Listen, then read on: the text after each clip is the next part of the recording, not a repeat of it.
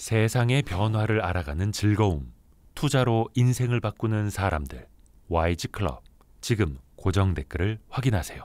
그러니까 2660까지 갔다가 네. 최근에 2500까지 떨어졌는데요. 2500이 지금 이번 조정의 초점은 아닌 것 같습니다. 네, 저는 다시 한 번 더 2500 밑으로 떨어지리라고 보고 있어요. 근데 저는 이번 조정 기간에 또 주식을 사셔야 된다. 네, 그 이유는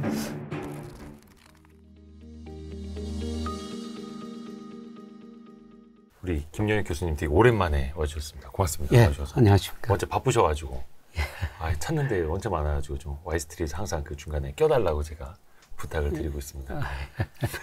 불러서 고맙습니다. 제가 요거는 빅웨이브는 전에 나온 책인데 예. 10월에 또 책이 나온다는 그 첩보를 접했기 때문에 예. 그 즈음에 또 한번 모셔야지. 얼마 안 남았네요, 참. 예, 뭐 이제 9월이니까요. 뭐 한 달 정도 남았습니다. 아니 근데 제가 그 전에도 교수님하고 통화하면서 예. 교수님이 요즘 외부 활동을 하면 자꾸 나를 사칭하는 사람이 너무 많아가지고 예. 조심스럽다고. 근데 저는 교수님을 한 5분 정도 알고 있습니다. 김영익이라는 사람이 예. 페이스북에 많더라고요. 예, 그래서 사칭 계정. 예. 예, 그래서 사실 지난 8월은 제가 좀 활동을 거의 중단했어요. 그런 사람들 예. 때문에. 예, 그리고 조금 더 조심스럽게 살아야 되겠다. 제가 너무 방송에 많이 나오니까 또 그런 사칭하는 사람도 또 많아질 것 같다. 근데 중요한 거는 그 속는 분들이 많이 계시거든요. 그 속는 분들이 전직 장관급도 계시고 아주 대기업의 사장님도 계시고요. 이런 분들이 속으시더라고요. 혹시 또, 금전적으로도? 예, 금전적으로 손실을 봤다는 겁니다. 옵니다. 그래서 전직 장관 한 분이 그 카톡방에서 계속 메시지를 하다가 그 주가가 굉장히 많이 떨어졌대요. 네네네. 그런데 제가 나가버렸다는 겁니다. 그래서 저한테 메시지를 보냈어요. 네. 그렇게 비겁할 수가 있느냐. 당신이 그렇게 살아가지고 떨어지니까 이렇게 도망가 버릴 수가 있느냐. 그래서 전화 들어가지고 사칭한 것입니다. 그런 말씀을 드렸는데요. 아니 그러면은 채팅을 하면서 예. 금전을 요구했대요? 아니 주식을 사라고 그랬는데 네네네네. 그 주가가 폭락해 버린 거죠. 그러니까 뭐 예를 들어 뭐 대가를 바랬던 거나 뭐 대가는 없었대요. 오메나. 예. 그래서 왜 그런 짓을 하는지 모르겠는데요. 뭐 그러다가 이제 뭐 수익률이 좋으면은 계속 뭐 이제 대가 같은 건 나중에 요구할 수도 있을 것 같은데요. 그런데 일단 그 주식을 사가지고 완전히 더욱더 힘든 거는 고향 선배 한 분이 은퇴하신 분이거든요. 저한테 전화 왔어요. 그 주식 어떻게 해야 되냐고. 무슨 말씀이십니까? 그랬더니 네가 추천했지 않느냐. 그건 노후자금이라는 거예요. 그래서 어제도 굉장히 유명한 변호사 한 분이 또 전화가 왔어요. 네네네네. 그 페이스북에 보고요. 네네네. 왜 선배 변호사인데요? 너는 나한테는 종목 사라고 안 하고 페이스북에 그렇게 올렸느냐. 그래서 아니 선배님 그게 아닙니다. 근데 그렇게 지식인들이 그렇게 속으시더라고요. 아니 근데 저도 잠깐 헷갈렸었어요. 예. 왜냐면 페이스북 계정에 글도 써요. 예. 본인의 식견처럼 진짜 김영익 교수님처럼 거시경제 분석 글을 써요. 예. 저는 그래서 이게 페이스북 계정 여러 개 하시나? 근데 제가 검색을 해보면은 이렇게 뭐 프로필 조금씩 차이가 있잖아요. 예. 그래서 이게 어떤 게 진짜 김영익 교수님이지? 헷갈려서 오히려 이거 이 중에 하나는 분명히 사칭이니까 조심해야겠다는 생각을 했는데 한 번은 또 여자 배우가 제 메일로 글을 보내왔어요. 여자 배우 예. 그래서 자기 남편이 저 때문에 돈을 많이 벌었다. 굉장히 많이 벌었다고 이번에. 방랑자였는데 굉장히 그래가지고 그것 때문에 가족에 큰 문제가 발생했다. 빨리 내려달라. 그렇지 않으면은 경찰에 신고하고 저희 학교 총장한테 알리겠다. 잠깐만요. 교수님을 사칭한 사람 덕분에 돈을 벌었는데 그게 문제라고요? 그 남편이 옛날에 굉장히 이상한 짓을 많이 했다. 그런 식으로 글을 썼는데 저를 만나가지고 돈을 많이 벌었다. 아, 그런 글을 썼다? 예, 예. 아, 글? 예. 별일이 다 있습니다. 와. 아니, 근데 그거는, 그러니까 저희가 일반적으로 알고 있는 건, 예. 단톡방에 이렇게 사칭을 해서 돈을 보내세요라든지 예. 가입비를 내세요 아니면 돈을 우리한테 맡기세요. 예. 제가 운용해 드리겠습니다. 이런 거 되게 많았거든요. 예. 근데 그게 아니라 진짜 지인인 것처럼 예. 원래 알던 김영희 교수님인 것처럼 아 제가 이 종목 좀 보니까 좋아 보여요. 이거 사보세요. 예. 대가도 바라지 않고 그랬다는 거잖아요. 먼저. 예. 야, 이거 너무 심각한데 이거. 근데 중요한 거는 그게 제가 저 경찰서에 사이버 경찰 때도 몇 번 신고를 했거든요. 네네네. 그런데 그 수사 대상이 아니라는 겁니다. 그 피해를 보신 분들이 신고를 해야지 자기들이 그 수사에 나설 수가 있대요. 그래서 제 명예에 이렇게 훼손되지 않느냐. 법적으로 제가 할 수 있는 일 아니라고 그러더요. 참 이상한 법도 있다 그런 생각을 했었습니다. 맞아요. 그러니까 지금 카카오톡의 단톡방, 예. 그 오픈 채팅방이라고 하죠. 예. 그 사칭한 거 뭐 와이스트리트도 그렇고 김영희 교수님도 엄청 많잖아요. 예. 근데 이거를 신고를 해봐야 소용이 없는 게 예. 피해 사례를 가져와라. 예. 피해자가 와야 된다라고 하는 거예요. 예, 그렇더라고요. 그러면 피해자가 생길 때까지 그거를 둔다라는 얘기잖아요. 예. 그럼 말이 안 되는 거죠. 그리고 또 이거는 교수님은 또 금전적인 것도 그렇고 명예도 그렇지만 주변에 좋은 지인을 또 잃을 수 있는 문제다 보니까 너무 심각한데 뭐 방법이 없어요? 그래서 뭐 계속 신고하죠. 없어. 끝이 없죠. 그건 뭐 진짜 전 그 세계에서 신고하면은 할 텐데. 또 생겨나고요. 야, 어떻게 해야 되지? 그래서 많은 사람들이 저한테 뭐 원망하는 글을 뭐 보내고 있어. 카톡 같은 메일로. 그렇게 섞고 있는데 네가 그렇게 가만히 있어서 되겠느냐. 빨리 처리해달라. 속고 있는데 너 뭐하냐. 예.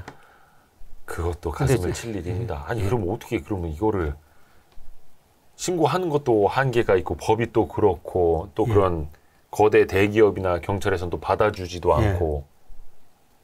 와. 그런 이야기를 우리 이 기자님께서 그 KBS 진행하는 방송에서도 말씀하셨다고 그러더라고요. 예, 제 아내가 그 방송 들으셨어요? 열렬한 시청자거든요. 아유, 고맙습니다. 그러면서 이 기자님이 제 이야기도 하더라고. 가서 고맙다고 이야기 좀 하라고 그러더라고요. 별 말씀을요. 근데 저는 이제 이 책을 여기도 썼었는데 여기도 이제 사기꾼 얘기가 많이 나옵니다. 여기도 이게 뭐 안 좋은 사람들 리딩방도 나오고 차라리 돈을 받고 금감원에 등록이 되어 있는 리딩방이면 차라리 낫잖아요. 근데 그게 아니라 진짜 남을 사칭해 갖고 하는 사람들은 사회 악 중의 악인데 어떻게 보면 또 거기에 속기가 제일 쉽더라고요. 근데 이거를 속은 사람들을 뭐라고 할 수도 없는 거고 거기 이용을 당한 사람도 어떻게 뭐라 할 수도 없는 거고 이거 법이 이러니 일단은 주의하시라고 저희가 뭐 100번이고 1000번이고 말씀드리는데 제가 방송에 여러 차례 말씀드렸을 거예요. 이런 방송을 보시고 주의하시라는 당부의 말씀을 듣고 그런 분들은 안 속아요. 안 보시고 모르시는 분들이 당하는 거라서. 그렇습니다. 야, 이거 어떻게 해야 되지? 변호사, 장관, 연예인 진짜 학식이 있으신 분들도 그런 분들이 그렇게 속으신 거 보고 참 이게 심각한 문제구나 이런 생각이 많이 들었었어요. 진짜 너무 심각합니다. 이거 우리가 항상 교수님하고 거시경제를 이야기하면서 나라 경제를 걱정하지만 이 주변 분들이 더 많이 걱정해요. 그래서 어떠한 경로로도 김영희 교수님은 리딩이나 회비를 받거나 종목 추천을 하진 않는다라는 당연히 안 한다. 근데 그거 아세요? 나중에는 김영희 교수님이 방송에 나와서 종목을 추천할 수도 있어요. 페이스타임 영상 통화를 통해서 저 김영희 맞지 않습니까? 이거 꼬집어 보세요. 김영희 맞습니다라고 하면서 종목 추천할 수도 있어요. 그 딥페이크라고 하잖아요. 영상 합성, 음성 합성, 좀 엄청 올라와서 근데 이거를 어떻게 걸러내야 될지는 모르겠는데 심지어 그런 상황도 생길 수 있으니까 이거는 제가 몇 번 어디 가서 얘기했거든요. 저희 부모님이 그 보이스피싱을 당하셨어요. 근데 분명히 제 목소리였다는 거예요. 그것도 엄마, 아빠가 어머니, 아버지가 동시에 속으셨으니까 아들의 목소리를 모르실 분들이 아니잖아요. 그렇죠. 근데 저는 이제 방송을 하는 사람이다 보니까 목소리를 카피를 뜬 것 같아요. 그래서 전화로 이제 제가 어디 잡혀갔대요. 살려달라고. 그래서 빨리 돈을 보내야 된다고. 그래서 이 두 내외가 울며 불며 싫어합니다. 아들 살리겠다고. 그 돈을 보이스피싱 일당한테 준 거예요. 그러고 나서 저는 그때 출장 갔다 와고 엄마 뭔 일이야 하는데 엄마 막 울고불고 난리가 나요. 너 괜찮냐고 막 장기 매매 한다는 했는데 근데 이게 그래서 목소리 심지어 나중에 그러니까 글은 당연하고 사진은 당연하고 영상까지도 딥페이크로 갈 수 있다. 그래서 갑자기 이거 거의 이거로 저 한 회차 뽑았는데 영상 해서 교수님은 그냥 거시경제, 매크로 경제를 이야기하시는 거시경제 학자. 이실 분 종목 추천이나 종목 추천은 전혀 하지 않는다고 보시면 심지어 삼성전자도 뭐 삼성전자는 제 시황 이야기하면서 어쩔 수 없이 그러니까 뭐 하기는 하죠. 그래서 김여혁 교수님 유튜브하고 뭐 Y스트릿이나 아니면 또 KBS 라디오에도 나오시니까 그런 것만 그런 것만 들어주시길 바라겠습니다. 분위기가 이거 너무 어둡습니다. 아니, 나쁜 놈들 때문에. 자, 본론으로. 저희 그 지난 1월에 출연하셨을 때 제 기억에 남는 게 그때 코스피가 막 2,200에서 2,300. 고지이었습니다. 그래서 그때는 용기를 낼 때다. 이때는 살 때다라고 하셨거든요. 굉장히 감사한 말씀이었고. 근데 우리 뭐 2,600 가면서 좀 이제 코스피는 힘이 없어졌죠. 지금은 어떤 상황으로 혹시 보고 계세요? 아마 그때 제가 나와서 5월까지는 좀 많이 오르니까 걱정하지 마시고 투자하시고 6월에서 8월 사이에 좀 조정을 거칠 것입니다. 그리고 4분기에 다시 주가가 오르니까 그때 다시 주식을 더 사십시오. 아마 이런 말씀을 드렸을 것 같은데요. 뭐 2,660까지 갔다가 지금 2,500까지 갔다가 지금 뭐 2,500, 2,600 사이에서 조정을 보이고 있는데요. 뭐 조금 더 조정 기간이 뭐 한 달 정도는 연장될 수도 있을 것 같습니다. 지금 9월인데요. 근데 저는 이번 조정 기간에 또 주식을 사셔야 된다. 그렇게 말씀을 드리고 싶고요. 이번 조정이라고 하면은 어떤 성격의 어떤 조정을 말씀하시는 걸까요? 그러니까 2,660까지 갔다가 최근에 2,500까지 떨어졌는데요. 이번 2,500이 지금 이번 조정의 저점은 아닌 것 같습니다. 저는 다시 한번 뭐 9월 말 10월 초에 뭐 제가 구체적인 뭐 월 주가 지수를 어떻게 알겠습니까만은 한 번 더 2,500 밑으로 떨어지리라 보고 있어요. 2,500을 깰 수도 있다. 깰 수도 있다. 그 이유는 사실 우리 주가는 저평가됐는데요.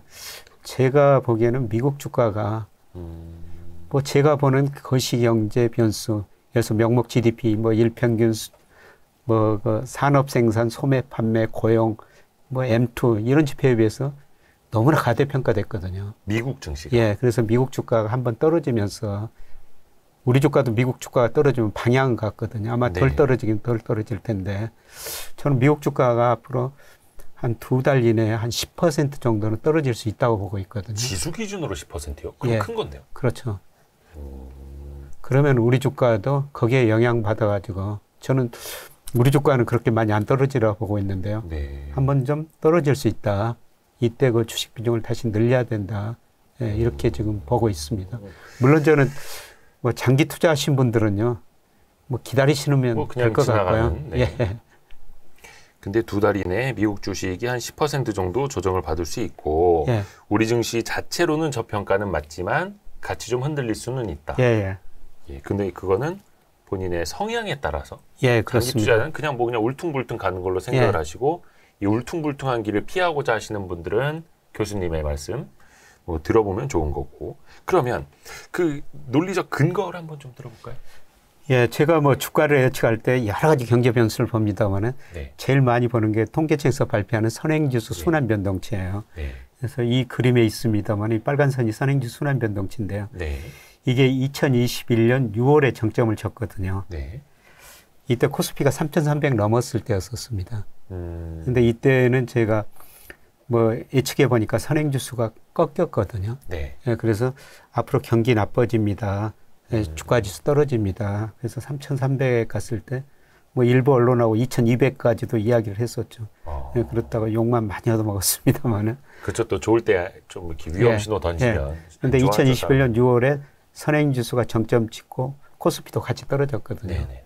예, 그리고 코스피가 작년 9월에가 2135까지 떨어졌어요. 네네네. 뭐 그때 사셨으면 더 좋아할 것 같습니다만은, 예, 그런데 제가 올해는 그 주식 비중 좀 늘리시는 게 좋을 것 같습니다. 계속 이렇게 말씀을 드리는 거는 네. 이 선행지수 순환변동치가 아마 작년 말부터 3월 아니면 혹은 4월의 저점일 것입니다. 이런 말씀을 드렸는데요. 그러니까 2023년 3, 4월쯤에 저점. 예, 예. 그런데 4월의 저점이 나온 것 같습니다. 지금 4월 저점 치고 7월까지 계속 올라가게 나오거든요. 네. 예, 그리고 제가 이거를 그 통계청의 선행지수를 바탕으로 제가 또 선행지수를 예측하고 선행지수 순환변동을 따로 만드는데요. 이게 앞으로도 계속 증가하게 되거든요. 그러니까 선행지수가 보통 코스피를 한 반년 정도 선행은 하는데 그 아니요, 거의 동행합니다. 그러니까 선행지수니까 경기를 반년 정도 동행하는 코스피랑 거의 비슷하게 가는데 그렇죠. 그걸 또 먼저 예측하시기 위해서 여러 재료들을 또 먼저 모으시는 거죠. 네. 예. 그래서 선행지수가 이렇게 올라간다는 거는 물론 현재 경기는 굉장히 어렵습니다. 네. 뭐 7월 산업활동, 뭐 수출, 뭐 좋은 지표 하나도 없죠. 사실 이런 지표만 보면은 올해 주식 투자 못하죠. 현재 경기만 보면요. 그렇죠. 현재만 놓고 그런데 저는 그 주식시장 주가는 경기에 앞서가기 때문에 현재 경제 지표는 보지 마십시다.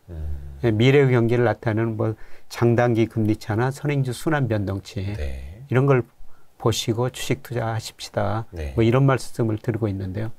뭐 현재 경기는 굉장히 어렵습니다. 근데도 불구하고 연초 코스피가 2180에서 최근에 2660까지 올라갔거든요. 네. 그런데 현재 경기 지표만 보시는 분들은 경기가 이렇게 나쁘다는데 왜 주가가 이렇게 올랐지? 그렇게 생각할 수 있다는 겁니다. 그렇죠. 현재 경기만 생각하시는 분들. 그런데 선행지수가 올라가고 있다는 거죠. 선행지수가 올라가고 있다는 것은 아마 빠르면 뭐 4분기 늦어도 내년 상반기에는 모든 경제 지표들이 방향을 전환할 거라는 겁니다. 저는 이제 우리나라. 우리나라요. 올해 연말, 그러니까 4분기부터 내년 1분기까지는 긍정적인 경제 지표들이 펼쳐질 것이다. 그렇습니다. 저런 걸로 빗대서 봤을 때는 앞에서도 이야기하신 것처럼 코스피는 저평가. 2,500 정도면 저평가다. 제가 뭐 저평가 여부를 판단할 때는요. 여기 그림에 안 가져왔습니다만 제가 그 명목 GDP로 적정 주가를 장기적으로 추정하거든요. 그랬을 때 현재 우리 명목 GDP로 적정 수준 주가 추정하면요. 3,000 정도 나옵니다. 지금 당장 3,000이 간다는 게 아니고요. 그렇죠. 결국은 여기에 접근해야 할 거라는 거죠. 그래서 제가 뭐 장기적으로는 명목 GDP로 추정해가지고 그 위에 있으면은 코스피가 가대평가됐습니다. 리스크 관리를 하십시오. 근데 작년 말에 24%는 저평가돼 있었어요. 그런데 이게 이제 제자리를 가는 과정에서 올해 코스피가 거의 뭐 한 15% 이상 오르고 있지 않습니까? 제자리를 찾아가는 과정이라는 겁니다. 그 경로에 있다. 일종의 버핏 지수 비슷한 겁니까? 그 GDP랑 비교했을 때 뭐 증시 시가총액 뭐 1배 뭐 이런 거 있지 않습니까? 이런 것처럼 그 명목 GDP에 대비해서 적정 주가는 좀 어떤 의미인지 좀 알려주실 것 같아서. 우리 코스피는 장기적으로 명목 GDP보다 수익률이 조금 더 높거든요. 예를 들어서 2000년부터 작년까지 보면요. 우리 좀 명목 GDP가 연평균 4% 정도 성장을 했어요. 그런데 코스피는 약 6% 정도 증가했거든요. 그러니까 장기적으로 보면은 한 1 내지 2% 정도 코스피 상승률이 높다는 겁니다. 그래서 장기적으로 명목 GDP가 증가하면은 뭐 우리 소득도 증가하고 주가도 같이 오를 수밖에 없다는 겁니다. 그런데 그 버핏 지수하고는 조금 다른데요. 버핏 지수 가지고도 비교할 수가 있죠. 버핏 지수는 주시장 시가총액을 명목 GDP로 나눈 거죠. 그런데 이것이 우리가 뭐 미국은 100이 훨씬 넘는데요. 우리는 많이 올라가지고 100 근처까지 올라갔었어요. 그런데 지금 다시 85 정도로 낮아졌거든요. 그러니까 시가총액으로 비해도 저평가됐고요. 그리고 주시장 시가총액을 저 M2로 나눈 거, 유동성에 비해서 주시장 시가총액이 얼마나 높은가. 그 2010년 이후 장기 평균이 한 58%였습니다. 그런데 2021년 5월에는 68%까지 올라갔거든요. 장기 평균보다 많이 올라갔었죠. 그런데 올해 2월 뭐 이 무렵에는요, 52까지 평균보다 훨씬 밑으로 떨어졌습니다. 그러니까 유동성에 비해서도 주가가 저평가됐다가 네. 지금 제자리를 찾아가는 과정이죠. 아하, 제자리를 찾아가는 과정이고 그 적정 주가는 3,000포인트 정도는 그러니까 역설적으로 코스피만 놓고 이거는 과열됐습니다라는 이야기가 김영익 교수님 입에서 나오려면 예. 최소한 3,000 이상은 가 있어야 그렇죠. 된다는 지금 말이에요. 상황이었어요. 예. 그렇죠. 그래서 어떤 한국 증시의 밸류에이션만 놓고 보시는 분들 입장에서는 뭐 울퉁불퉁 거리더라도 예. 길게 보실 수가 있다라는 거고. 그렇습니다. 다만 그 경로 안에서 우리 시장을 사실은 좀 선행하거나 이끌 수 있는 미국 증시 자체는 조금 부담스럽다라는 거겠죠. 근데 우리 명목 GDP로 평가해 보면 우리 주가는 저평가됐다고 말씀을 드렸는데요. 네. 예, 그런데 미국은 명목 GDP로 평가하면은 S&P 500이 지금 4,500 안팎인데요. 네. 한 3,650 정도가 나와요. 3,650이요? 예. 그리고 미국의 그 대표적인 월간 지표 4대 경제 지표라고 그러는데요. 산업 생산, 고용, 예, 그다음에 소매 판매, 그다음에 유동성 M2 네. 이런 거로 평가하면 4,000 정도가 적정 주가 나옵니다. 그러니까 미국 주가는 뭐 제가 보는 거시경제 변수에는 한 10% 혹은 20% 정도 가대평가됐다는 겁니다. 고평가되어 있다. 예. S&P 500 기준으로. 예, 그렇습니다. 근데 이제 여기서 조금 반문을 드리자면 뭐 증시라는 게 고평가되어 있는 상황이 계속해서 그 밸류에이션 멀티플 자체가 높아지고 미래 성장을 반영하거나 미래 금리가 낮아질 걸 기대를 하거나 이게 또 이제 가격으로 같이 반영이 되었을 수도 있는 거잖아요. 조금 고평가되어 있다라고 해서 이게 늘 푹 꺼지리란 법은 또 없을 텐데 뭔가 좀 트리거가 있을까요? 트리거는 저는 미국의 경기 침체라고 보고 있거든요. 예, 저는 그 4분기에 미국 경제가 침체에 빠지리라고 보고 있습니다. 예. 이거 그림은요. 예. 예, 뭐 제가 그린 게 아니라 최근에 그 현대경제연구원에도 인용했던데 네. 뉴욕 연방준비은행에서 한 거거든요. 미국 경제 침체 확률을 계산한 거예요. 확률이요? 주로 10년과 3년 국채 수익률 차이 가지고 침체 확률을 계산했다는데요. 네. 이게 지금 70%를 경기 침체 확률이 넘어서고 있어요. 그런데 과거에 보면 그 2010년, 뭐 2020년 이게 그 40% 근접하면서 미국 경제가 침체했거든요. 근데 지금 미국 경제 침체 확률이 70%가 넘는다는 겁니다. 저게 미국 국채 단기물하고 3개월물하고 10년물을 비교한. 예, 그것 가지고 미국 연준에서 경기 침체 확률을 계산했는데, 그런데 이 확률이 높아지면은 경기 침체가 왔다는 것이죠. 그런데 지금 뭐 70% 이상 경기 침체 확률이 높아졌거든요. 저도 당장 그 4분기부터 미국 경제가 침체에 빠지라고, 마이너스 성장하리라고 보고 있어요. 언제부터요? 올 4분기부터. 4분기부터. 이거하고 거의 제 생각이 비슷합니다. 네. 제가 그렇게 보는 이유는 미국 GDP에서 소비가 차지하는 비중이 71%거든요. 네. 근데 소비가 조만간 감소할 것 같습니다. 제가 소비가 감소할 거로 보는 이유는요. 우선 미국의 소득, 실질 소득이 거의 안 늘어나고 있어요. 실질 소득이? 예. 물가는 올랐는데, 저 임금이 그보다 덜 올랐죠. 그래서 1인당 실질 가처분 소득을 보니까요. 예, 지난주에 그 7월께 발표가 됐거든요. 네. 예, 그런데 7월이 46,800달러 정도 됩니다. 1인당 네네. 실질 가처분 소득이요. 네. 예, 그런데 2020년 말에 47,000달러 정도 됐어요. 거의 3년 가까이 되고 있는데도 오히려 실질 가처분 소득이 낮아졌다는 겁니다. 그러니까 물가가 원체 많이 올라서 임금 상승률도 사실은 많이 올랐다고는 하는데 물가가 많이 올랐으니 더 많이 올랐고 그러니까 실질적으로 이렇게 올라도 그냥 상승률이 좀 떨어지는. 그리고 미국 사람들이 그동안 너무 많이 쓰고 살았어요. 미국 가계저축률이 작년에 그 3.7%였거든요. 네. 그런데 2007년 글로벌 금융위기 직전에 3.4%였었어요. 네. 그 이후로 가장 낮았다는 거죠. 그런데 올해 들어서는 미국 가계들 저축률이 지금 4%를 넘어서고 있거든요. 미국 사람들이 이제 소비를 덜 하고 저축을 한다는 거죠. 그리고 미국 가계는 대충 그 고정금리로 돈을 많이 빌렸기 때문에 우리나라보다 금리의 영향을 덜 받는데요. 네. 그런데 7월 기준으로 보니까 미국 가처분 소득에서 금리 부담이 2.5%. 작년 3월에 1.2%였거든요. 네네네. 그리고 2000 이후로 장기 평균이 한 1.9% 정도 됩니다. 이자를 더 내야 된다는 거죠. 물가와 이자 부담. 예. 그래서 아마 조만간 소비가 줄어들면서요. 예, 저는 4분기부터 미국 경제가 마이너스 성장하리라 보고 있고요. 아마 이 뉴욕 연준 이 경기 침체 확률 뭐 이게 저는 지나고 보면은 또 맞았다. 뭐 이런 평가가 나오리라고 보고 있습니다. 현재는 70%의 확률로 경기 침체 가능성을 보여주고 있다. 예. 물론 확률적으로 보면 30%도 아니라는 거니까 예. 가능성도 열어놓고 봐야 되는 거고. 예. 그래서 소비가 줄어들 수밖에 없다. 근데 최근에 나온 데이터들을 보면은 실업률도 좀 3.5%에서 3.8%로 올라갔습니다. 예.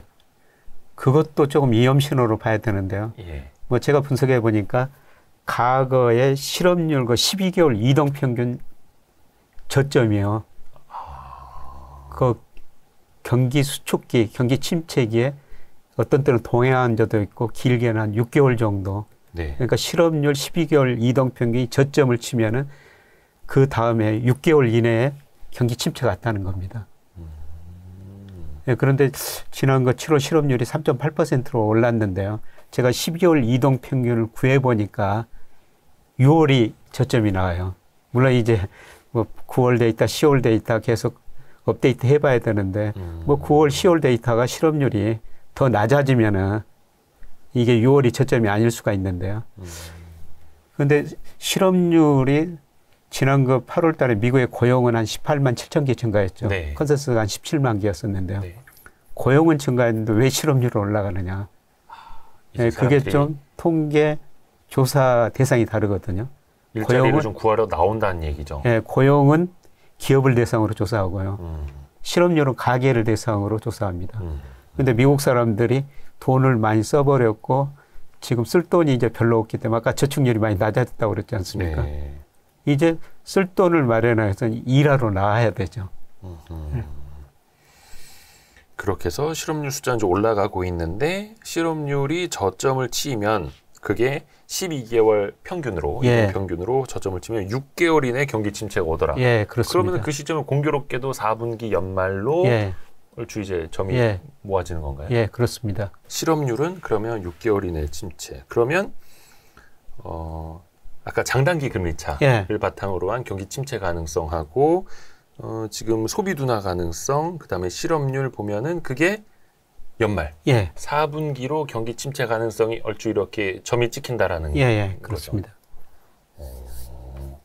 혹시 뭐 다른 데이터를 통해서도 이게 경기 침체 가능성이 또 보이는 게 있나요? 예, 저는 뭐 나름대로 통계 기법인 프라빗 로지 모델이라고 있거든요. 예. 예, 그걸로 제가 좀 미국 경기 침체 확률을 예, 계산해 보는데요. 예, 지금 제 모델로는 한 30% 정도까지 올라가 있어요. 그게 30% 정도면 어느 정도예요? 체감이 잘 안 돼가지고.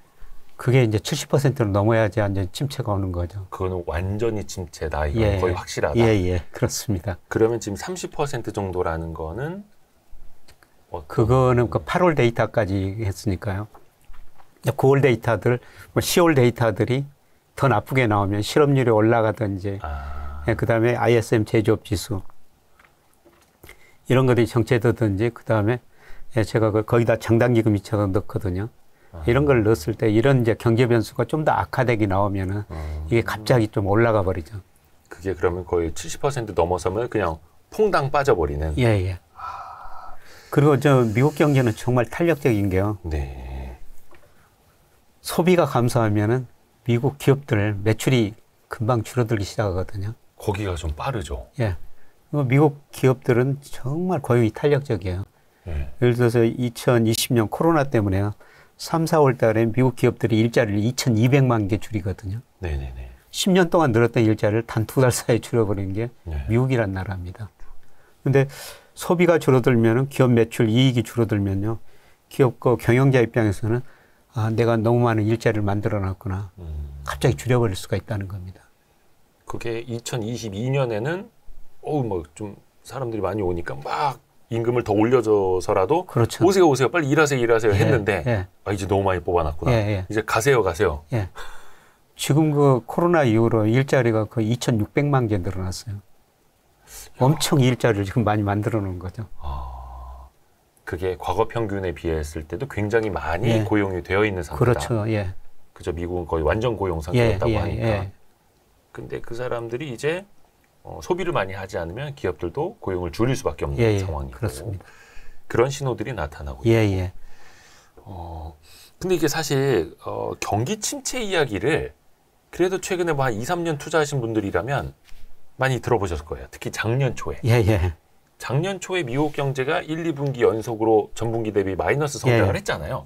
그래서 그때 이게 교과서에 나오는 기술적 침체가 맞다. 근데 뭐 실질적으로 이건 침체는 아니다. 막 논란이 많았습니다.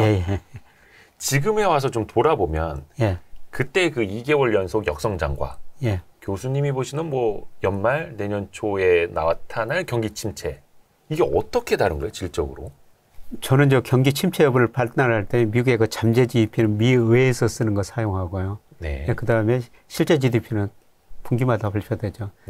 그 차이가 얼마나 벌어졌느냐. 여기까지 침체 정도를 판단하거든요. 잠재 성장률과 실제 성장률의 차이. 실제 잠재 GDP하고 실제 GDP 차이. 그걸 GDP 갭률이라고 그러거든요. GDP 갭.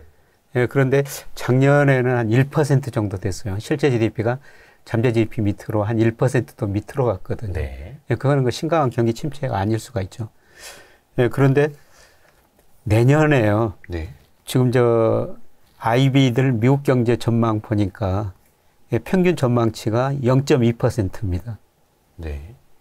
0.2%를 제가 거기다가 그 모델에다 집어넣으면요. 미국 실제 GDP가 잠재 GDP 밑으로 한 2.5% 밑으로 떨어지거든요. 이거는 좀 심각한 침체라고 볼 수가 있죠. 그래서 IB들 전망이 얼마나 맞는가. 뭐 블룸버그 컨센서스는 한 0.9%입니다. 그런데 모든 전망하는 기관들, 모든 예측 기관이 내년은 미국 경제 성장률이 올해보다 많이 낮아진다. 이건 공통적인 견해거든요. 그런데 저도 오랫동안 경제 전망을 해보고 있습니다만은 경제 성장률이 올라간다고 했을 때는 경기가 사이클 회복 국면에서는 전망한 것보다 실제치가 더 높게 나와요. 뒤따라가지고 계속 높게 조정을 하죠.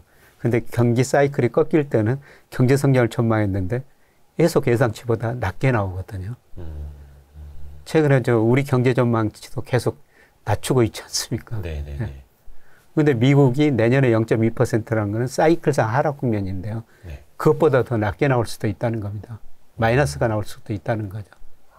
사이클이 하락 국면에서는 예측한 것보다 실제치는 반드시 더 낮게 나오거든요. 뭔가 가속도가 붙어서.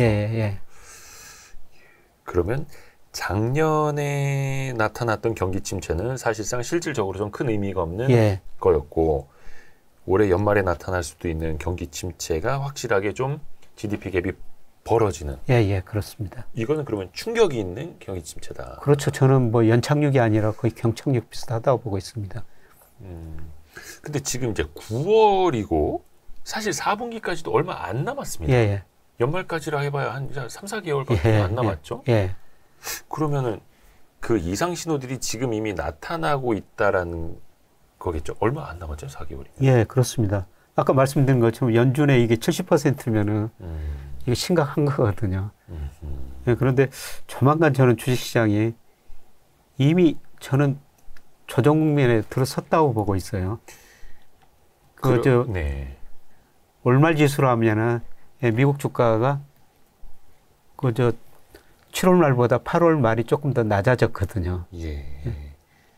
그러면은 지금까지는 거의 2년 가까이 인플레이션, 소비자 물가 지수 데이터를 가장 중요하게 봐왔잖아요. 그래서 그거 나타날 때마다 막 충격 환희 막 이랬었는데 그러면 앞으로는 소비 관련된 데이터랑 고용 관련된 데이터가 제일 중요. 그렇죠. 할까요? 소비 관련 데이터가 제일 중요하죠. 소비가 줄어들면은 그 다음에 고용이 영향을 미치니까요. 그러니까 고용보다 이제 소비 관련된 게 먼저 선행을 하니까. 그렇습니다. 그러면 이제부터는 어떻게 보면 물가 데이터보다는 소비 관련 데이터를 훨씬 더 중요하게. 그렇습니다. 그런데 최근에 좀 물가도 좀 불안하게 나와요. 오늘 저 한국은행에서 우리 이거 소비자 물가 8월 걸 발표했지 않습니까? 3.4% 3.4%가 나왔어요. 그런데 저 블룸버그 뭐죠 인베스팅닷컴이 그 컨센서스가 2.7%였거든요. 사실 3.4% 나왔으니까 이거는 굉장히 나쁜 거죠. 그렇죠. 뭐 좀 기상 상황도 안 좋았고, 그런 이상적인 올랐고. 농산물 가격도 올랐고, 그 다음에 공공요금 이런 것들이 뭐 전기, 가스 뭐 이런 것들이 작년 동월보다 무려 21% 올랐더라고요. 그런 일시적인 요인도 있기는 있지만은 일단 물가 3.4%라는 거는 이거는 굉장히 안 좋은 거거든요. 9월에는 좀 더 높게 나올 것 같습니다. 여전히 3%대 상승률이 나온다는 건 안 좋은 거다. 4분기에는 좀 물가 상승률이 낮아지겠지만은 중요한 거는 미국도요.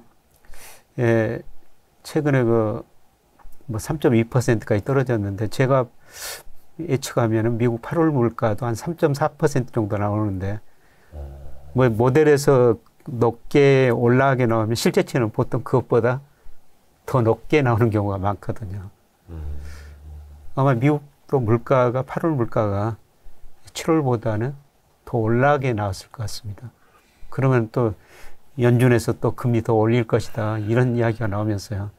뭐 경기도 이제 서서히 나빠지기 시작하는데 물가도 뭐 8, 9월은 높은 수준 유지하고 있으니까 이거 둘 다 취시하는 별로 안 좋을 것 같습니다. 미국의 물가는 이제 한창 내려가다가 다시 3%대로. 근데 사실 3%대라는 건 전년 동기 대비죠. 전년 동기 대비. 근데 전월비로도 좀 봐야 되잖아요, 흐름을. 전월 대비도 한 0.45%. 근데 우리가 지금 8월 달에 전월 대비 1%거든요. 맞아요. 이거는 진짜 엄청 많이 오른 거죠. 엄청 많이 오른 거죠. 전월 대비 1%라는 게 우리나라 8월의 소비자 물가 지수 상승률. 전월비였고 이게 연율로 하면 12%예요. 그렇죠. 1 곱하기 12. 근데 미국은 전월비로는 최근에 0.2, 0.3 이렇게 그 정도 나오잖아요. 했는데요. 그 정도 나왔는데 아마 8, 9월에는 뭐 조금 더 높게 나올 것 같습니다. 그래서 일각에서는 0.2, 0.3 나오면 이거 연율로는 2%대 상승률이다. 이렇게 보시는 분도 있는 반면에 이게 다시 0.3, 0.4 나오면 이거 연율로 다시 3, 4%대 가는 거다. 그렇게. 교수님은 그 후자 쪽에. 물론 그 4분기에는 미국이나 우리나라 소비가 위축되니까 물가 상승이 다시 낮아지기는 낮아질 텐데 일단 저 8, 9월은 우리가 먼저 지금 불안하게 나왔고 미국도 같은 모습이라고 보고 있습니다. 근데 이게 사실 한쪽으로 만약에 출구가 열리면 다행일 수도 있는데 예를 들어서 소비는 좀 둔화되더라도 물가가 떨어져서 기준금리 인하 기대감이 좀 생기든가. 근데 그게 아니라 소비가 둔화되는데 물가는 여전히 안 잡히고 있으면 금리를 내리지도 못하고 거의 양방으로 갇혀버리는 거잖아요. 지금 8, 9월이 그런 상황이라고 보고 있고요. 아마 4분기 중후반 가면은 이제 물가 상승률이 낮아지고 뭐 경기가 뭐 나빠진다는 게 눈에 보이는 데이터들이 나올 것이기 때문에 뭐 그때는 이제 금리 못 올리고 내려야 된다 이런 거 시각이 나올 텐데요. 근데 9월까지는 9월 물가가 이제 10월 중순까지 발표되지 않습니까? 미국은. 우리나라는 뭐 10월 초에 발표되고요. 10월 초까지는 뭐 경기도 별로 안 좋은데 물가 상승도 높다. 이런 것들이 저는 주가 조정 요인이라고 보고 있어요. 그러니까 속된 말로 양방으로 맞을 수 있다. 전문 용어였습니다. 그죠. 그게 최악이죠. 지금 시장에서는 물가는 확실히 잡혔다. 근데 고용도 둔화되네. 소비가 둔화되네. 그리고 연준이 금리 내리겠지. 다시 유동성 장세 오겠지. 이 기대를 하는 거잖아요. 일각에서는. 근데 약간 좀 교수님은 꿈 깨라. 8, 9월은 적어도 뭐 10월 중순까지는 9월 물가가 발표되는 그때까지는 뭐 조금 어려운 이야기들이 많이 나올 것 같습니다. 약간 좀 힘든 장이 온다. 그게 한 10월 중순 뭐 무렵까지라고 저는 보고 있는데요. 뭐 그러면 또 넥스트를 생각을 해보자면 연말이면은 그래도 아까 그때는 기회가 될 거라고 하셨어요. 한동안 이제 조정을 받다가 10월 정도까지 조정을 받다가 연말쯤이면은 살 기회가 올 것이다. 그거는 다시 시장이 그만큼 충격을 받았기 때문에 싼 주식들이 그러면 널려 있을 것이다라는 개념일까요? 또 주가가 저평가됐고요. 그다음에 4분기 되면은 아마 수출 쪽에서 긍정적인 소식이 나올 것 같습니다. 우리나라 수출 쪽에서요. 뭐 기재부 장관이 뭐 계속 요새 저 국회 같은 데서 이야기하는 거 보면 4분기에는 수출이 그 증가세로 돌아설 거라고 이야기하고 있지 않습니까? 제가 예측해 보더라도요. 4분기에는 수출 증가율이 한 5% 정도 나오거든요. 전년 동기 대비. 예. 예. 그리고 무역수지 흑자 나옵니다. 근데 지금까지는 6월, 7월, 8월이가 무역수지 흑자 나는데 수입이 감소하고 수출이 더 많이 감소해가지고 불황형 흑자다. 네. 이런 이야기가 나왔는데요. 아마 4분기에는 수출이 한 5% 안팎 증가하면서 무역수지가 흑자 날 것이기 때문에 예. 불황형 흑자 이런 말들은 언론에 좀 많이 사라지지 않을까. 예, 그렇게 생각합니다. 이런 것들이 아마 4분기에는 긍정적인 소식이 될 것 같습니다. 4분기 그러니까 연말로 갈수록 우리 수출이 좋아지고 예. 무역 수지가 흑자까지 나타날 거라고 하시는 거는 근데 미국 쪽 보면은 그쪽 소비 데이터는 좀 안 좋아질 거라고 보셨으니까 예. 미국향 수출이 아니라 다른 쪽에 나라죠. 우리가 좀 예. 영향을 볼 수 있다라는 그렇죠. 예, 우리나라 그 수출 비중을 보면은 올 8월까지 통계인데요. 미국 쪽으로 한 18%, 중국이 20%, 그 다음에 아세안이 18%, 인도가 한 3% 정도 되거든요. 네. 근데 작년에서 올 상반기까지는 사실 거의 미국 쪽으로만 좋았죠. 그렇죠. 유럽 쪽으로 좀 괜찮았고요. 예, 그런데 올 8월까지 수출 보니까 미국 쪽으로도 지금 올 8월까지 수출이 감소하게 나왔어요.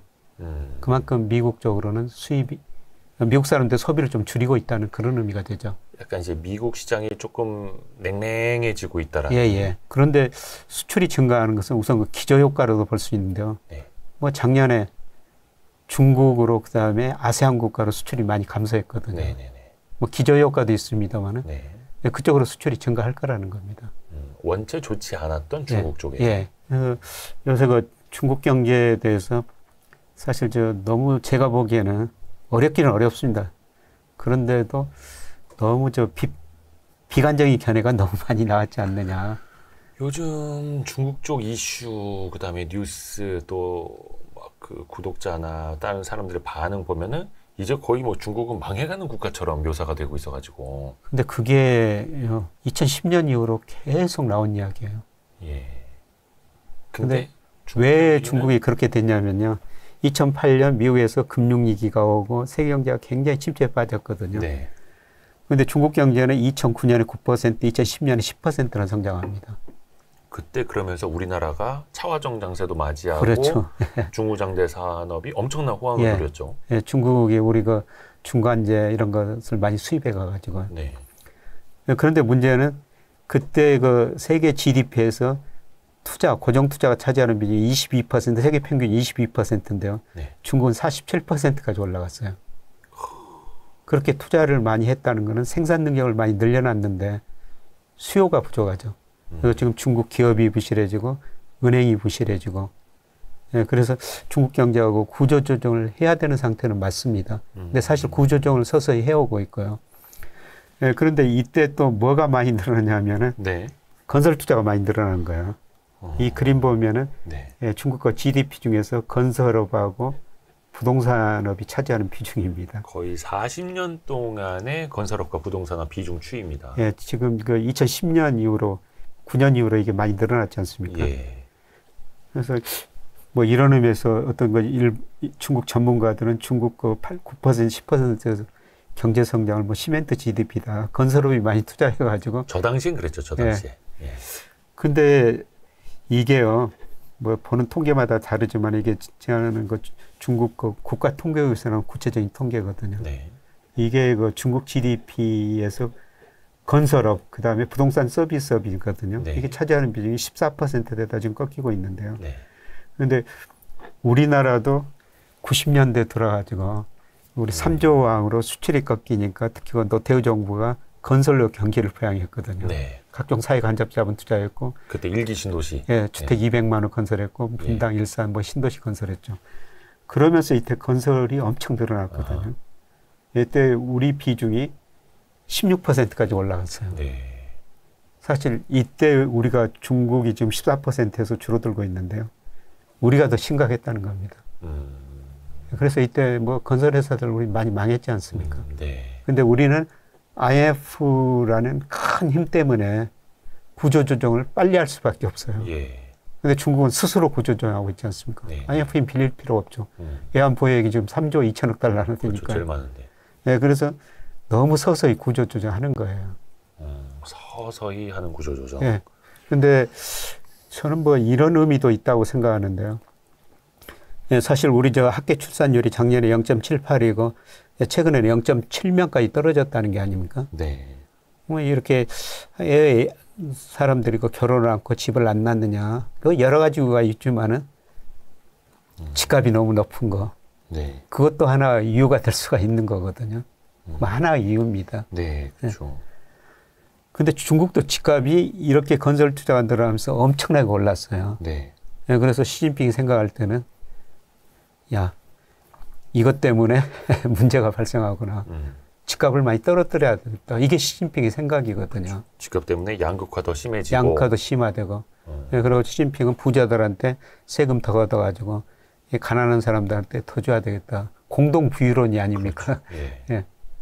예. 사실 중국의 공동부유론이나 그다음에 미국의 바이든 정책도 한마디로 말하면요. 중산층 회복을 통한 안정적 성장이에요. 그게 이제 미국식 언어고. 예. 중산층 회복을 통한 안정적 성장이 미국식 언어라면 중국은 공동부유론. 부자들 거 이제 끌어내려가지고 이 공동부 이게 이제 중국식 언어고. 방향은 똑같습니다. 그러니까 미국과 바이든 대통령도 선거 공약과 정책 내용 보니까요. 트럼프가 법인세 많이 내려놨지 않습니까?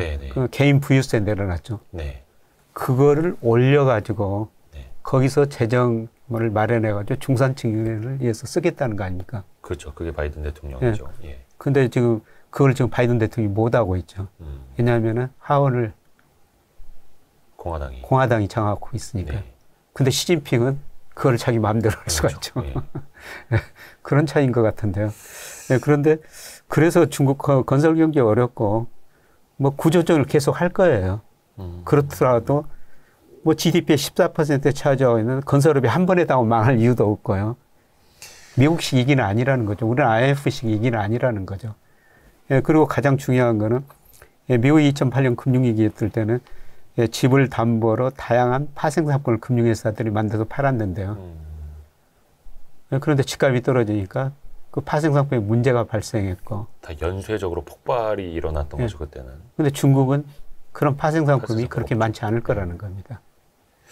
그러면은 지금 중국 경기가 굉장히 안 좋고, 뭐 부동산 위기이고 막 되게 1억 채 이상 빈집이 있고 막 그런데 이거는 중국이 의도한 구조조정이고 계획된 구조조정이고 중국 당국이 공산당이 운전하는 대로 가고 있는 거다. 이게 컨트롤을 잃어버린 게 아니다라는 말씀이시겠네요. 근데 사실 뭐 시장이 컨트롤하기는 쉽지 않은 거죠. 얼마 전에 그 영국의 디 이코노미스트라는 기사 보니까요. 시진핑이 모든 걸 통제할 수 있다. 그러면서 용타고 추락하는 그림입니다. 그 표지에 영국의 디 이코노미스트에 그런 그림이 실려 있던데요. 그래서 제가 저 하나금융연구소 그 소장하면서 중국 일을 참 많이 했었어요. 그때 그 중국 뭐 여러 각계각층 사람들 만나고 관료들도 만났습니다만 어떤 저 관료가 이런 재밌는 이야기를 하더라고요. 자기들도 깨달아가고 있다는 거죠. 사람 공산당은 통제할 수 있지만은 시장은 통제할 수 없다는 걸 깨달아가고 있다. 사실 시장은 다 통제할 수 없는 거죠. 그래서 시진핑이 아마 그걸 좀 저는 깨달을 거라 보고 있어요. 시장은 자기 마음대로 할 수 있는 일이 아니다. 그러면서 어쩔 수 없이 뭐 구조조정을 더 빨리 할 수밖에 없는 상황이 올 수 있다고 보고 있습니다. 그 역시 통제하려는 게 아니라 빨리 시장을 정상화하려는 걸까요, 그러면? 그렇죠. 시장의 힘에 조금 맡기면 빨리 정상화가 되죠. 그런데 지금은 시장보다는 자기가 통제하려고 그러니까 이 구조조정 속도가 굉장히 느린 거죠. 그렇죠. 어떻게 보면 이제 구조조정이 또 자기가 또 통제하려는 수단 중에 하나일 수도 있을 텐데 근데 뭐가 됐든 간에 흥묘백묘 경제만 살리면 되지 않습니까? 이게 되겠느냐라는 거죠. 근래 그러면 이제 코로나 전후로 거의 몇 년입니까? 지금 한 3년 넘게 중국 경제 내리막인데 그 이전부터 하면 더 긴가요? 여기서부터는 그러면 반전이 될 것인가? 아니, 중국이 이제 고성장 시대는 완전히 끝난 거죠. 그러니까 고성장 자체는 안 된다. 이제 저는 뭐 중성장 시대에 접어든 과정에서 진통이라고 그러는데요. 이제 중국 제가 뭐 잠재 성장을 추정해 보니까 4 내지 5% 사이예요. 이제 4 내지 5% 성장하면은 자란 성장 시대에 접어들고 있다는 겁니다. 네. 네. 그런데 이 정도라도 유지할 수가 있다는 거는 지금 미국 사람들은 너무 많이 소비를 하고 있는데요. 네. 중국 사람들은 너무 많이 저축을 하고 있어요. 예. 네, 중국의 저축률이 세계에서 50% 넘는 나라는 없거든요.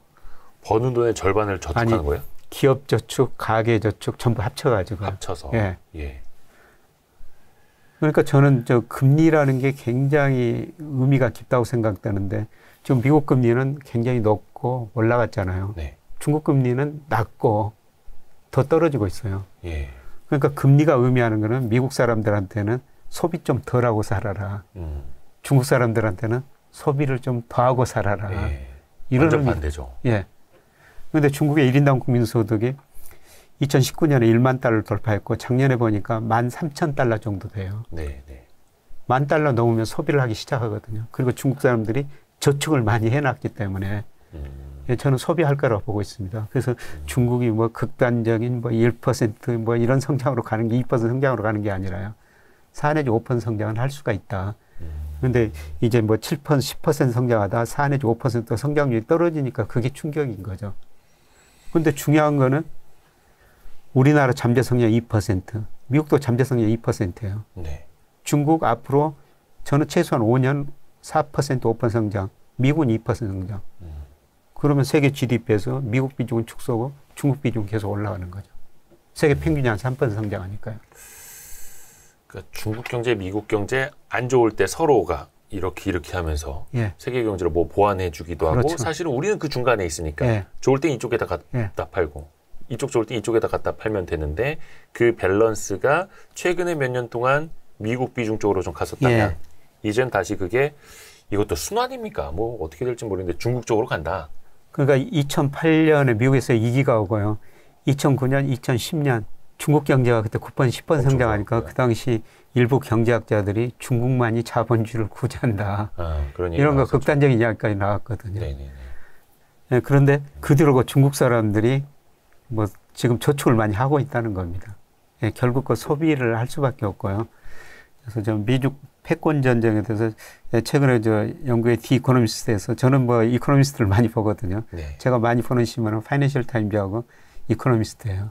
유튜브는 와이스트리트 많이 보시고. 예, 유튜브는 와이스트리트. 그런데 제가 그거를 보는 거는요. 사실 우리나라도 경제신문도 많이 있고 그다음에 뭐 좋은 신문들 주간지 이런 게 많이 있는데요. 이 주장이 없어요.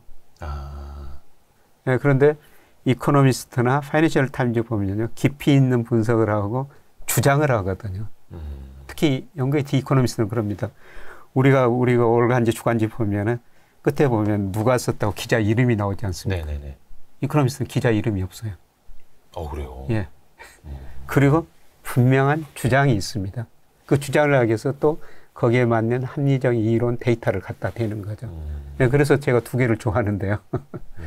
예, 그런데 최근에 그 영국의 디 이코노미스트하고 파이낸셜 타임즈 보니까 의미 있는 두 기사가 나왔더라고요. 지금 미국이 트럼프 때부터 계속 중국을 규제하고 있지 않습니까? 네.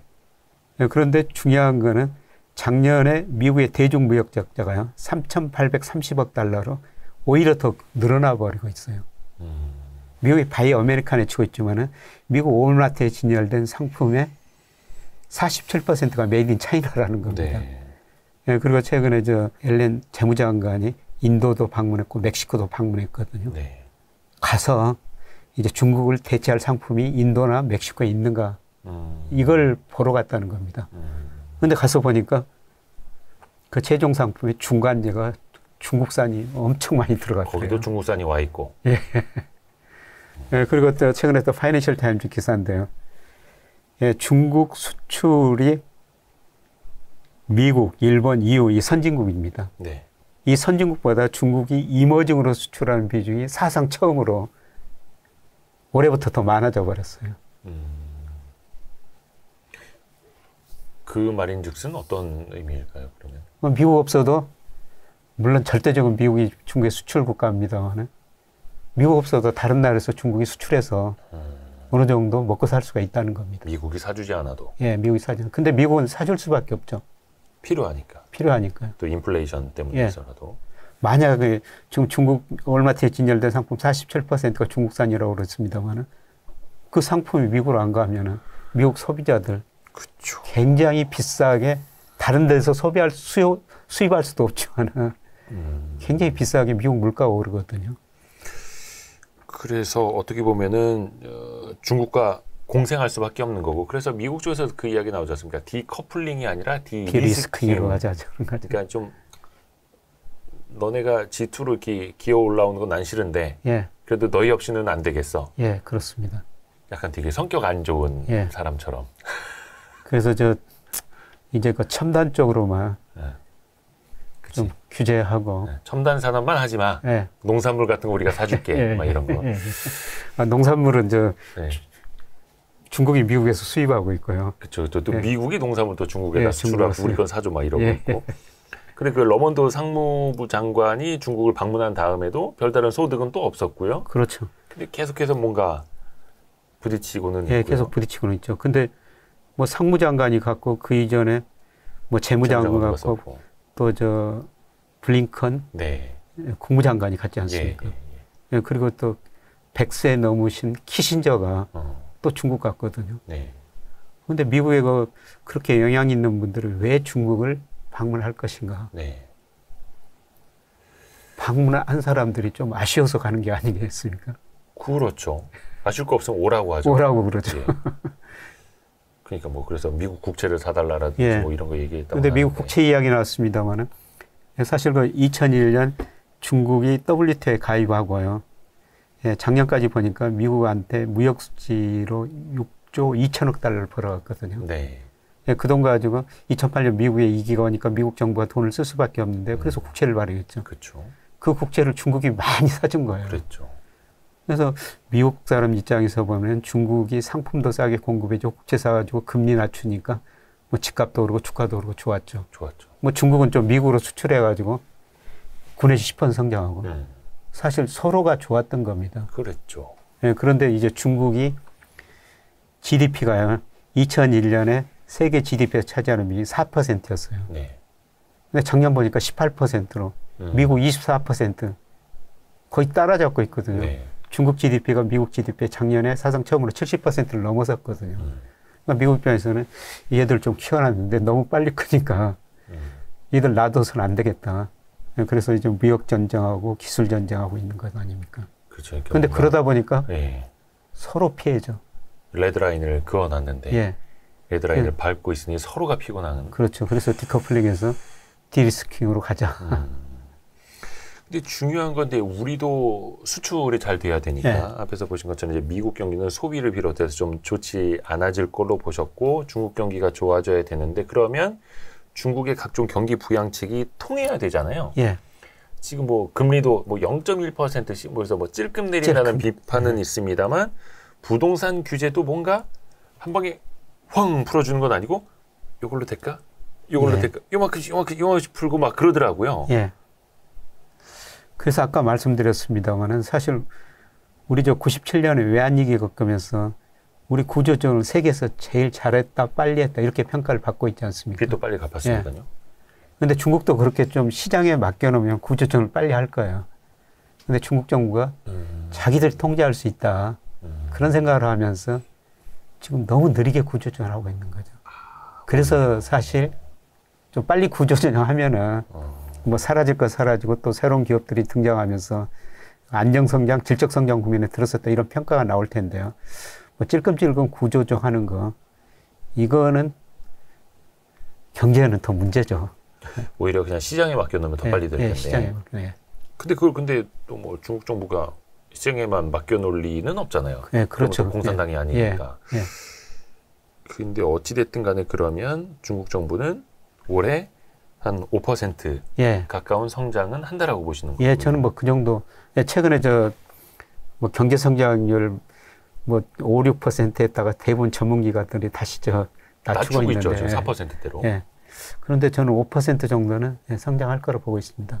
아마 4분기부터 소비가 증가한다는 신호들이 나올 거예요. 근데 이미 9월이어가지고요. 그쵸? 8월까지도 다 지나갔고, 상반기까지의 중국 쪽 데이터가 너무 안 좋았기 때문에, 연간으로 5%가 달성이 되려면 하반기 그것도 얼마 안 남았습니다. 예. 그거 진짜 이제 찬바람 불어요. 그럼 이때 엄청 좋아야 되는 거잖아요. 아니 그 2분기에도 6% 넘게 성장했지 않습니까? 아 그렇게 나왔어요? 예, 2분기에도 6% 넘게 성장했어요. 전년 대비로요? 전년 동기 대비. 예, 중국은 전년 동기 대비로 발표하죠. 2분기 6%, 6.3%인가? 6% 넘게 성장했습니다. 체감이 안 되지? 근데 우리나라 언론에서 너무 그 중국 경제 나쁘다는 것만 많이 보도해가지고 그러는데요. 사실 감정적인 문제도 있는 것 같아요. 예, 제 조카가 한 대학에서 중국어가 교수인데요. 학생들이 안 온대요. 중국어를 안 배우려고 그런다. 이제 중국어 배울 필요 없다. 예. 약간 이제 뭐 반중 정서도 있고, 반중 정서, 저희는 왜 뭐라 해야 되나 국민 정서까지는 아니지만 그 유튜브 여론, 댓글 여론을 좀 보지 않습니까? 그렇고. 그러면 이제 조회수가 많이 올라간 영상도 보면 중국 이제 난리 났다. 중국 망한다. 중국 부동산 이제 다 박살난다 이러면 조회수가 몇십만에 나옵니다. 근데 이제 중국 경기 좋아질 겁니다. 중국 안 망합니다. 괜찮습니다. 그러면 댓글에 욕만 저 막 중국 막 친중 막 그래서 막 욕만 있어요. 거기다 이번에 우리 정부 정책 방향도 또 그러지 않습니까? 그렇죠. 미국, 일본 이쪽으로만 그쪽으로만 친하고 지금 중국 쪽으로는 계속 사이가 지금 벌어지고 있지 않습니까? 근데 또 경제적으로는 때려야 뗄 수가 없으니까요. 그렇죠. 때릴 수가 없죠. 근데 어찌됐든 간에 또 우리 경제 입장에서 보면은 미국 경제가 안 좋아지면 어쩔 수 없이 좋든 싫든 단기적으로는 또 충격이 한번 올 거라는 거. 충격이 오고 또 중국 쪽에서 만회를 해야 되는 거예요. 그럼 약간 투자적인 측면에서 보면 산업적으로도 미국 쪽 수출 비중이 많은 것보다는 이제 중국 쪽에 조금 뭐라 해야 되나 비즈니스적으로 수혜를 볼 수 있는 쪽을 봐야 된다는 말씀이실까요? 그렇죠. 그게 이제 대표적으로 반도체죠. 반도체. 우리 수출 중 반도체 중국 비중이 40%고요. 홍콩 비중이 15%예요. 홍콩 중국으로 55%가 거든요. 사실 그동안 반도체가 안 된 거는 중국 때문이라 해도 과언이 아닙니다. 중국, 홍콩이 55% 차지하고 있으니까요. 그래서 우리나라 수출 보더라도요. 2018년에 우리나라 대중 수출 비중이 26.8%였거든요. 그런데 올 1월에서 8월까지 보니까 20%로 떨어졌어요. 반도체도 19%까지 갔다가 올 1월 8월에서 14%대까지 떨어진 거죠. 그러니까 중국 경제가 안 좋은 만큼 반도체도 안 좋아. 근데 중국 경제가 좀 소비 중심에 회복되고 중국 생산이 늘어나면은 우리 반도체 수입에 갈 수밖에 없다는 거죠. 그렇죠. 근데 뭐 과거처럼 뭐 석유화학, 철강 뭐 이거는 또 이제 경제 구조가 바뀌어서 좀 아니라고 보시는 그렇습니다.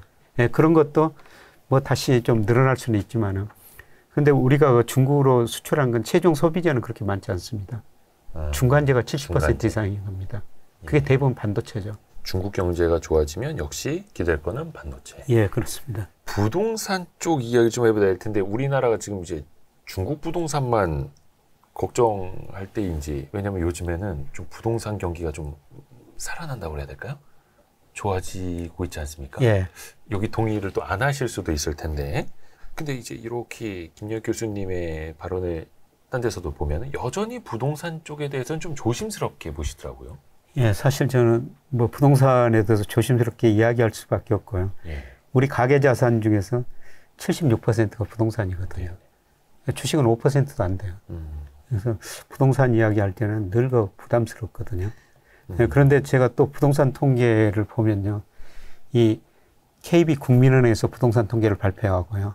한국도 부동산원이라는 데서도 부동산 통계를 발표하거든요. 그런데 두 개 보면은 차이가 너무 많이 납니다.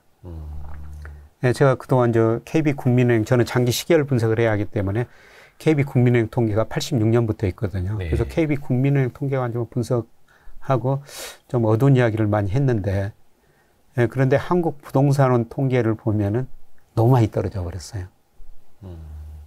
그걸 보면은, 야, 집값 떨어진다고 말할 수가 없거든요. 그래서 이게 통계를 한번 비교해 봤더니요. 좀 샘플이 다르더라고요. 네. 샘플은 KB 국민은행 것이 훨씬 더 많고요. 예.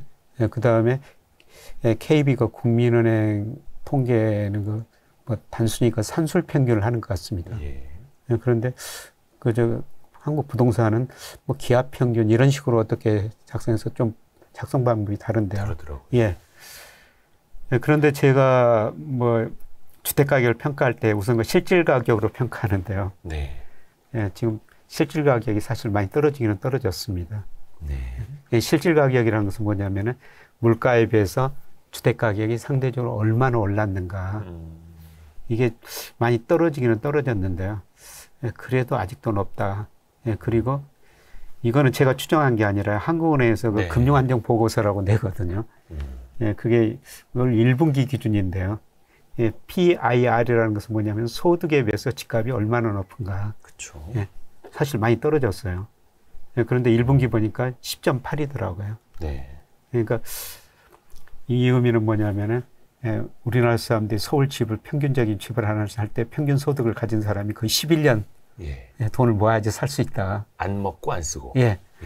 예, 그런데 이게 장기 평균이 한 9배 정도 되거든요.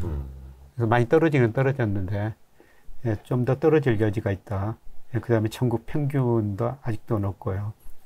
예, 그 다음에 그 렌트에 비해서 얼마나 높은가.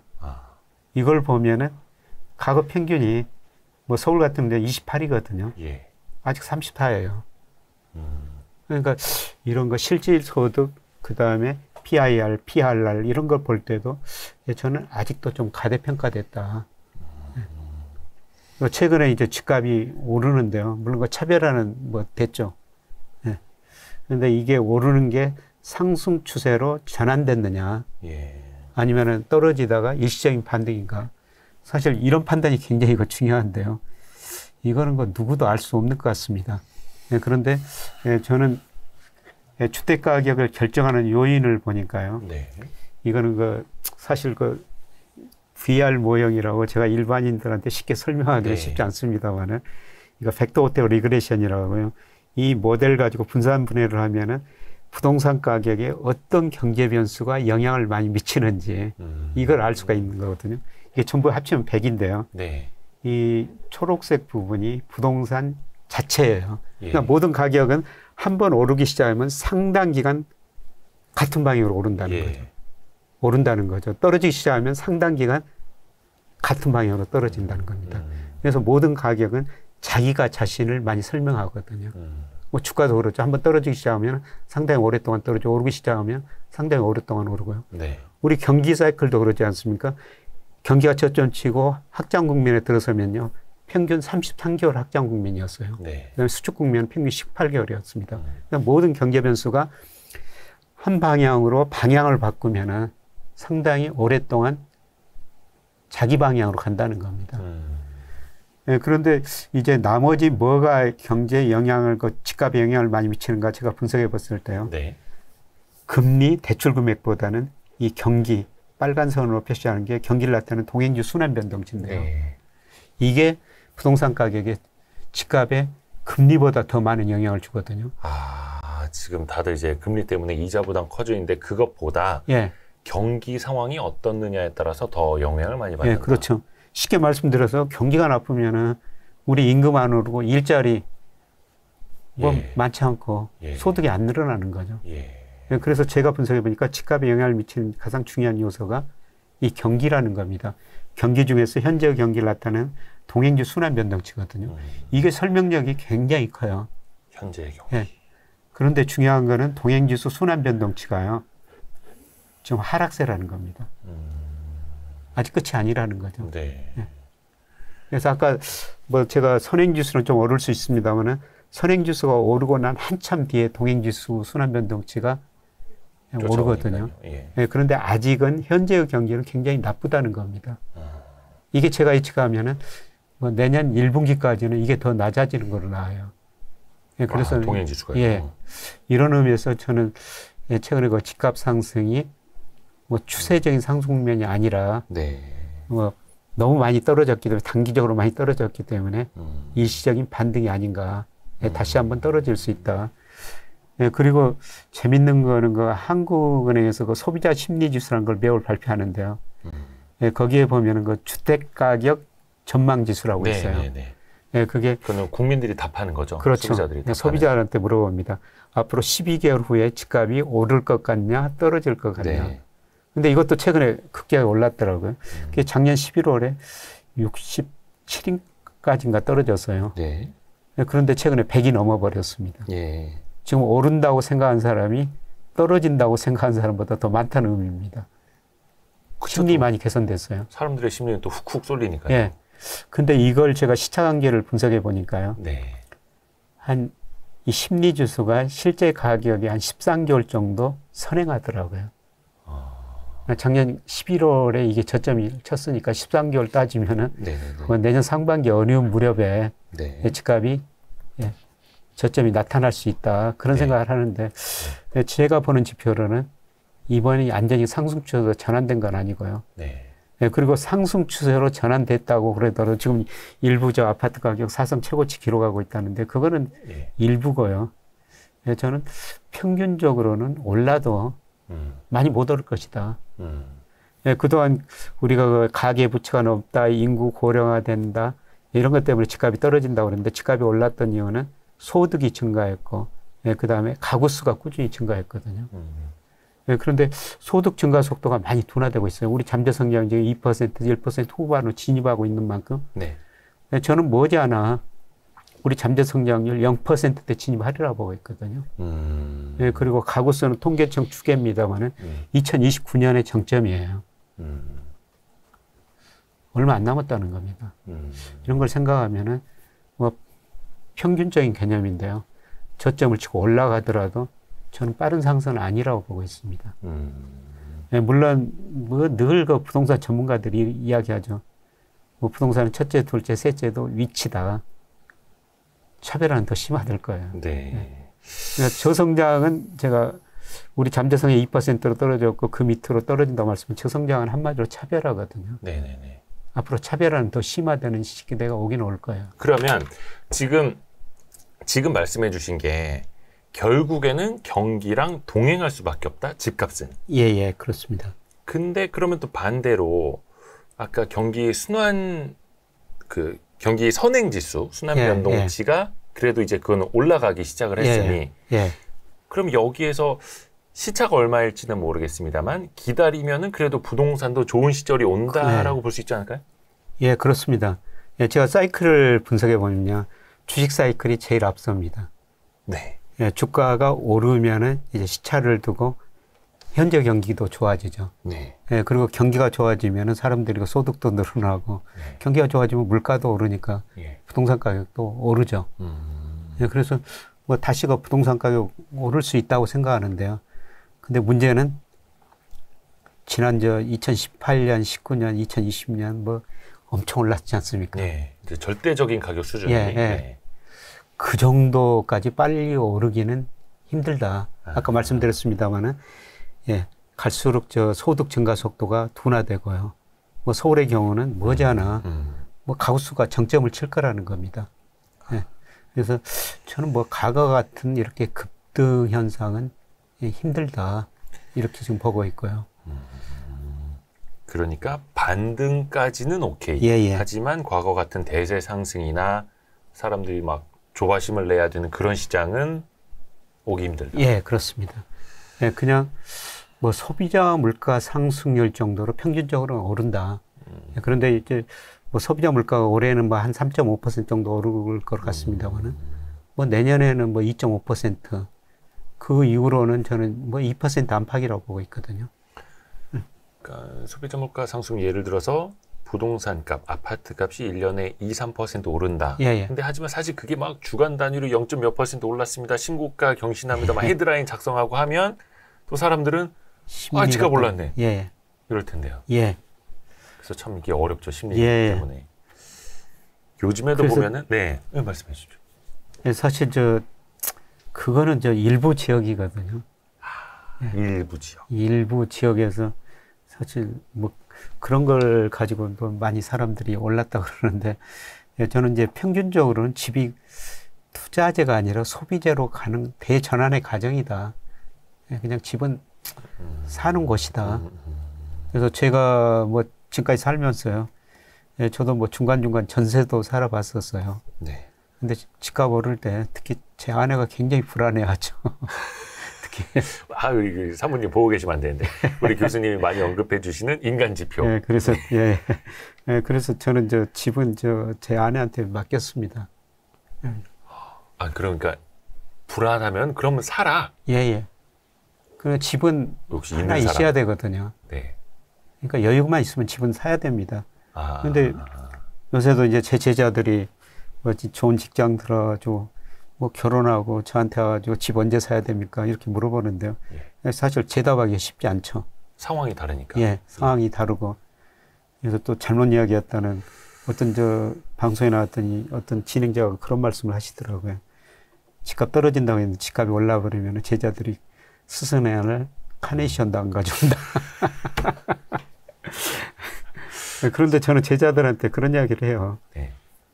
집은 사는 곳이다. 그냥 능력 있으면은 언제든지 살아. 예, 그리고 네가 살고 싶은 지역의 부동산 중개업사와 계속 연락을 취해가지고 급매물 같은 것도 나온다. 예, 그런 건 언제든지 사도 된다.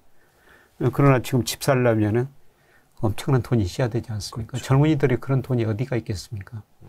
예, 그래서 그런 젊은이들한테, 제자들한테는 뭐 지금 사이클 상으로는 제가 보기에는 아직은 아닌 것 같다.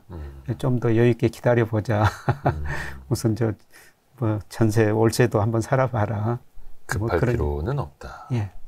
또 요즘에 보면 미분양이 줄고 있다. 청약 경쟁률 뭐 수십 대 1, 뭐 100대 1 넘는데 나타났다. 막 이런 게 또 헤드라인이 되다 보니까 아마 청약 시장 노리는 분들도 그렇고 실수요자들도 그렇고 또 거의 한 2년 전 이런 트라우마가 있다 보니까 마음이 콩닥콩닥 할 겁니다. 예, 그렇습니다. 예, 최근에 이거 보면요. 뭐 국토교통부에서 발표한 건데 미분양이 많이 늘어났다가 좀 줄어들고는 있거든요. 그렇죠. 예. 네. 그래서 이런 걸 보면은 뭐 집값이 다시 올라간다. 뭐 저는 마이너스 폭은 지금 감소되리라고 보고 있어요. 이제 떨어지는 거는 좀 둔화된다. 좀 더 떨어지는 거는 이미 많이 떨어졌기 때문에 둔화되는데 이게 이제 중요한 거는 상승 추세로 전환돼 가지고 2019년, 2021년 이 그래프에서 보니까 이렇게 급격하게 올랐지 않습니까? 네. 이런 거는 기대하기는 힘들 것이다. 예. 그렇죠. 그래서 반등은 나올 수 있지만 그게 대세 상승은 아니다. 예, 저는 그렇게 보고 있습니다. 또 일부의 헤드라인에 속거나 예.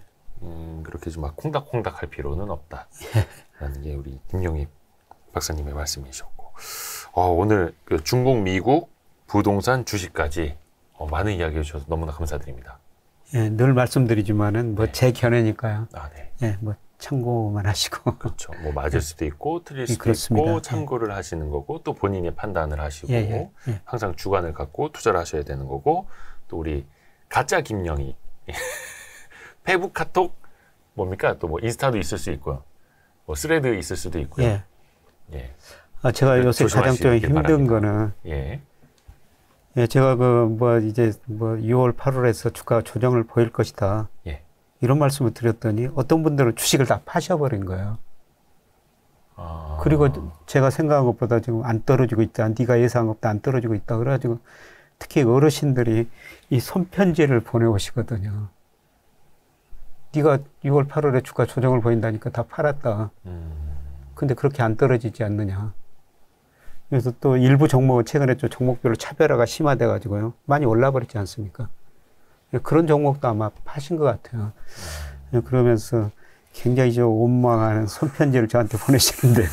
어렵습니다. 참 어렵습니다. 근데 이게 사실 경제를 전망하는 것과 실제 자산을 운용하는 것, 우리가 뭐, 이건 경제용어로 샤워실의 바보라고 하는데 뜨거운 물, 찬물, 막 이러면 안 되듯이, 지금 차 약간 좀 왼쪽으로 가셔야 됩니다. 근데 차선 변경을 이렇게 꺾어버리지는 않지 않습니까? 예, 그렇죠. 차가 전복이 되는 거니까. 근데 이게 투자하시는 분들은 이 매수 매도 버튼이 너무 이제 간결하게 돼 있다 보니까 김용희 교수가 약간 1차선으로 붙으라 그랬어? 확!